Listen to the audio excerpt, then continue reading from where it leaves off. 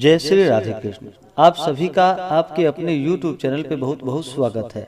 आइए आज आप सब जानेंगे वर्ष 2023 कार्तिक मास कृष्ण पक्ष में पड़ने वाली रमा एकादशी व्रत के शुभ मुहूर्त के बारे में, पारण समय के बारे में, व्रत का पारण किस चीज से किया जाएगा, कब किया जाएगा, व्रत पूजा महत्व, नियमों के बारे में। आप सभी भक्तों को रमा एकादशी व्रत की ढेर सारी शुभकामनाएं।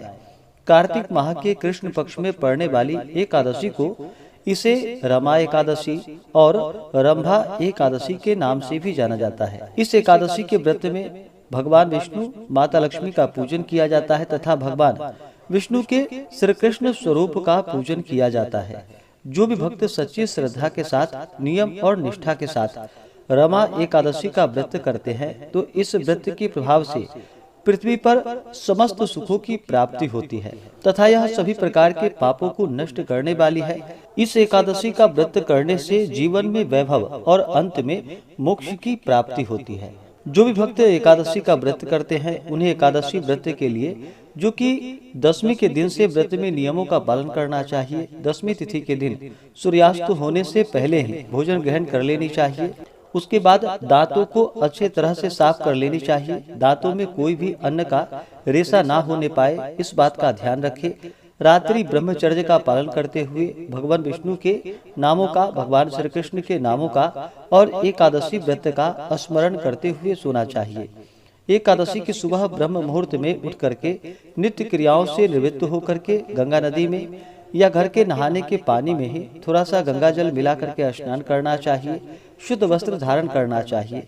व्रत का संकल्प लेना चाहिए।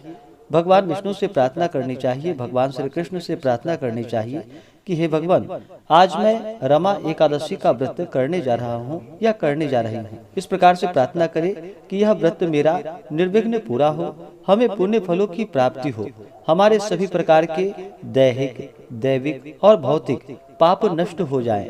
आपके मन में जो भी इच्छा हो, जो भी कामना हो, वह भगवान विष्णु, भगवान श्री कृष्ण से कहें। एकादशी के दिन, जो कि दिन रात्रि उपवास रहते हुए व्रत को धारण करे, जो उपवास नहीं रह पाते हैं, जिनका स्वास्थ्य सही ना हो, वो एक समय फलाहार ग्रहण करे और पूर्ण श्रद्धा भक्ति भाव के साथ एकादशी के दिन सुबह और शाम के वक्त भगवान विष्णु, माता लक्ष्मी, भगवान श्री कृष्ण का पूजन करे, कथा श्रवण करे, भगवान की आरती करे। रात्रि में जहां तक हो सके जागरण करते हुए समय को व्यतीत करे और अगले दिन द्वादशी की सुबह उठ करके नित्य क्रियाओं से निवृत्त होकर के स्नान करके शुद्ध वस्त्र धारण करके ब्राह्मणों को भोजन करवाएं, ब्राह्मणों को दान और दक्षिणा दे और समय के अनुसार व्रत का पारण करे। इस प्रकार व्रत को धारण करने से व्यक्ति के सभी प्रकार के पापों का नाश होता है, जीवन में वैभव और अंत में मोक्ष की प्राप्ति होती है। जो भी एकादशी का व्रत करते हैं उन्हें दशमी, एकादशी और द्वादशी इन 3 दिनों तक शुद्ध और सात्विकता का पालन करना चाहिए। व्रत के दौरान किसी के ऊपर क्रोध नहीं करनी चाहिए। इस दौरान जो कि मांस, मजरा, प्याज, लहसुन आदि का प्रयोग नहीं करना चाहिए। ब्रह्मचर्य का पालन करते हुए रहना चाहिए। व्रत के दौरान किसी के ऊपर क्रोध नहीं करनी चाहिए। अपने मन में किसी के प्रति ईर्ष्या या द्वेष का भाव नहीं लाना चाहिए और पूर्ण श्रद्धा के साथ ही भगवान का पूजन करना चाहिए, तभी जाकर के पुण्य फलों की प्राप्ति होती है। तो आइए जानते हैं रमा एकादशी व्रत के शुभ मुहूर्त, पारण समय के बारे में।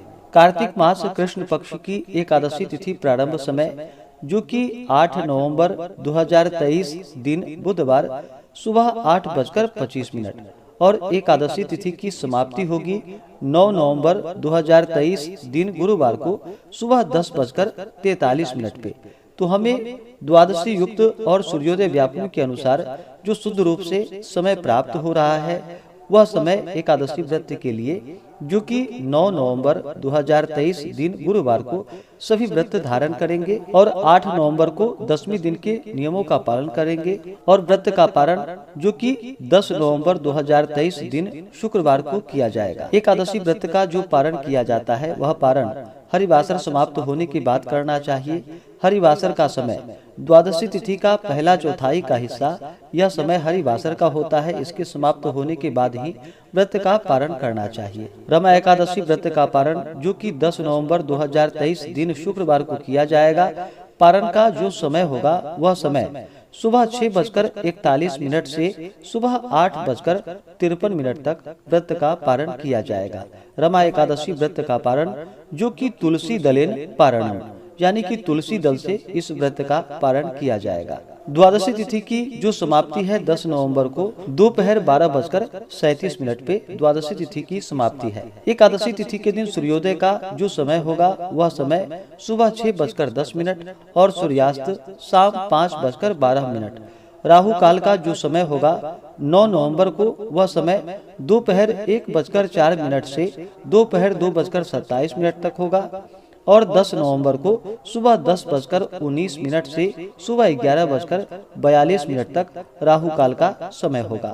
राहु काल समय के दौरान कोई भी शुभ कार्य या नया कार्य नहीं करना चाहिए, यह लाभकारी नहीं होता है, इस बात का ध्यान रखें। नक्षत्र जो कि उत्तरा फाल्गुनी नक्षत्र रात्रि 9:58 तक होगा। उसके बाद हस्त नक्षत्र। योग जो कि वैधृति योग शाम 4:49 तक होगा। उसके बाद विषकुंभ योग। जो भी रमा एकादशी का व्रत करने वाले हैं उन्हें चाहिए कि एकादशी के दिन भगवान का सुबह और शाम के वक्त पूरे विधि विधान के साथ पूजन करना चाहिए। भगवान विष्णु का, भगवान श्री कृष्ण का जो कि जल से अभिषेक करे, पंचामृत से अभिषेक करे, शुद्ध गंगा जल से अभिषेक करे, पीला वस्त्र चढ़ाए, यज्ञोपवीत अर्पित करे। उसके बाद भगवान को तिल और जौ अर्पित करे। भगवान विष्णु को जो कि अक्षत नहीं चढ़ाया जाता है, इस बात का ध्यान रखें। अक्षत के जगह भगवान विष्णु को जो कि काले तिल अर्पित करे।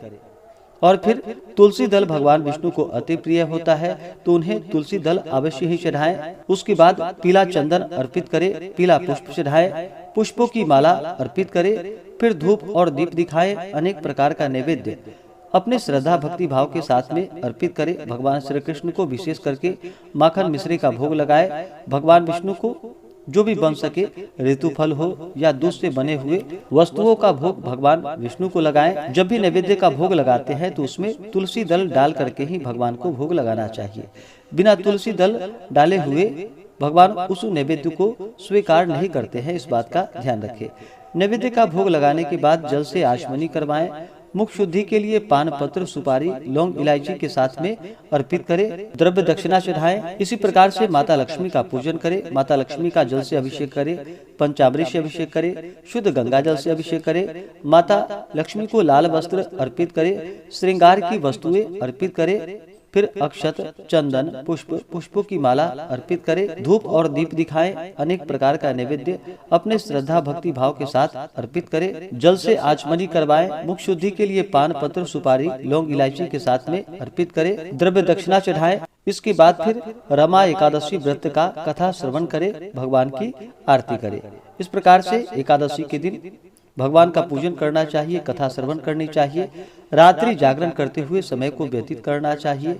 द्वादशी की सुबह उठ करके स्नान करके शुद्ध वस्त्र धारण करके भगवान का पूजन संपन्न कर ले, आरती करके उसके बाद ब्राह्मणों को भोजन करवाए, ब्राह्मणों को दान और दक्षिणा दे और फिर समय के अनुसार व्रत का पारण करना चाहिए। इससे भगवान विष्णु, भगवान श्री कृष्ण अपने भक्तों पर अति प्रसन्न होते हैं, अपने भक्तों के सभी प्रकार के पापों को नष्ट कर देते हैं तथा सभी प्रकार के सुख और समृद्धि का आशीर्वाद प्रदान करते हैं और अंत में फिर भगवान विष्णु के धाम की प्राप्ति होती है। तो आशा करता हूँ कि यह जानकारी आपको अच्छा लगा हो।